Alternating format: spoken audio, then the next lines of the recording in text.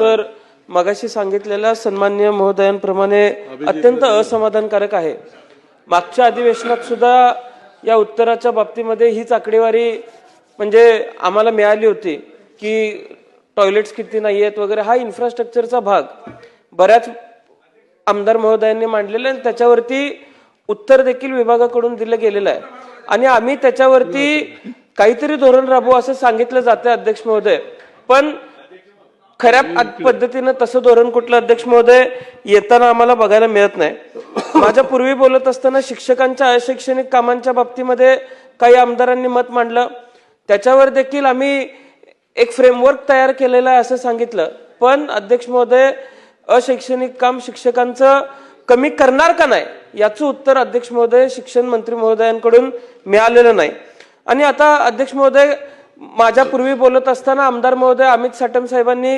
एक प्रश्न त्या ठिकाणी विचारला की खरंच सीएसआरचा नीड आहे का, गरज आहे का, पण मी मंत्री महोदयांना एक गोष्ट लक्षामध्ये आणून देतो की काही फाउंडेशन्सला घेऊन मतदारसंघातल्या शाळा चांगल्या झाल्या पाहिजेत म्हणून आम्ही त्या फाउंडेशन्सला आणलं, वर्ग खोल्या करण्यासाठी आम्ही त्यांना विनंती केली, त्यांच्या बजेटप्रमाणे वर्ग खोल्या साधारण 10 लाखामध्ये 10.5 लाखामध्ये होत होत्या आणि शिक्षण विभागाने पीडब्ल्यूडी किंवा शिक्षण विभागाने सर्व शिक्षण अभियानाच्या ज्या अधिकारी बसतात तिथं आम्हाला सांगितलं गेलं की शासन एका वर्ग खोलीवरती 14 लाख रुपये खर्च करतं। अध्यक्ष महोदय सदर कंपनी त्या खोल्या बांधून द्यायला तयार असताना सुद्धा माझ्या मतदारसंघातल्या साधारण या मार्च अखेरला 30 खोल्या ते बांधून द्यायला तयार होते, सांगली जिल्हा परिषदेचे सीईओ तयार होते, पण खाली अधिकाऱ्यांना ते होऊन द्यायचं नव्हतं अध्यक्ष महोदय आणि त्या खोल्या थांबवल्या गेल्या। आता शिक्षण विभाग सांगते सीएसआर घेऊन आम्ही शाळांचा विकास करू, पण सीएसआर घेतला आम्ही आमच्या प्रयत्नातून सीएसआर जमवून आणला तर त्याला विभागाच्या माध्यमातूनच कुठेतरी मंत्री महोदय विरोध होतोय, त्या संबंधित अधिकाऱ्यांवरती आपण काही कारवाई करणार आहे का? धोरण ठेवून शिक्षण अजिबात चालू नाहीये आणि अध्यक्ष महोदय बदल्यांच्या धोरणावरती सुद्धा कुठेतरी आम्ही प्रश्न विचारणं गरजेचं आहे। राज्य शासन एखादी बदली करतं, आता अलीकडच्या काळात पोर्टलद्वारे बदल्या केल्या जातात,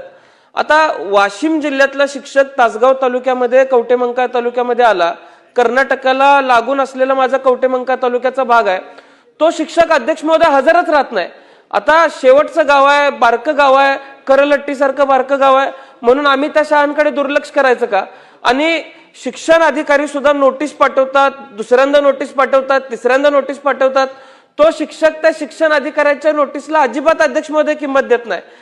अशा वेळेला काहीतरी धोरण अध्यक्ष महोदय तयार केलं पाहिजे आणि त्या नोटीसला जर उत्तर तो शिक्षक देत नसेल तर अध्यक्ष महोदय मंत्री महोदय शिक्षण विभाग कशा पद्धतीनं धोरण राबवणार आहे का त्या गावातल्या 50-100 विद्यार्थ्यांचं नुकसान करणार आहे याचं अध्यक्ष महोदय उत्तर मिळणं आवश्यक आहे।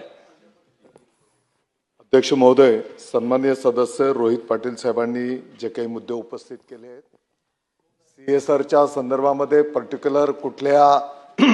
शाळेच्या इमारतीच्या संदर्भात कोण अधिकाऱ्याने ते काम होऊ दिलं नाही असं पर्टिक्युलर जर तुम्ही तक्रार दिली तर त्याचं चौकशी केली जाईल आणि त्याने जर तसं व्यत्यय आणला असेल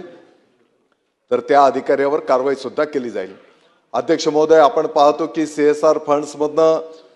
अनेक ठिकाणी शेकडो हजारोच्या संख्येने अनेक चांगली कामं पण त्या ठिकाणी झालेली आहेत आणि म्हणून उलट सीएसआरचं आपण त्या ठिकाणी स्वागत केलं पाहिजे आणि त्याही माध्यमातून चांगल्या सुविधा विद्यार्थ्यांच्यासाठी उपलब्ध होत असतील आणि पर्टिक्युलर आपल्या स्थानिक स्वराज्य संस्थांच्या ज्या शाळा आहेत यासाठीच्यासाठी जर कोण मध्ये आडकाठी आणत असेल तर निश्चितपणे त्यांच्यावर कारवाई त्या ठिकाणी केली जाईल। जिथपर्यंत शिक्षकांच्या बदलीच्या संदर्भातलं धोरण हे ग्रामविकास विभागाच्या माध्यमातून त्या ठिकाणी संपन्न होत आहे। मला वाटतं की ऑनलाईन पद्धतीने या शिक्षक बांधवांच्या बदल्या केल्या जातात आणि तरी त्याच्यामध्ये ज्या काही आपल्या सूचना असतील तर ग्रामविकास विभागाशी संवाद साधून आपण त्याच्यातनं मार्गक्रमण करूया।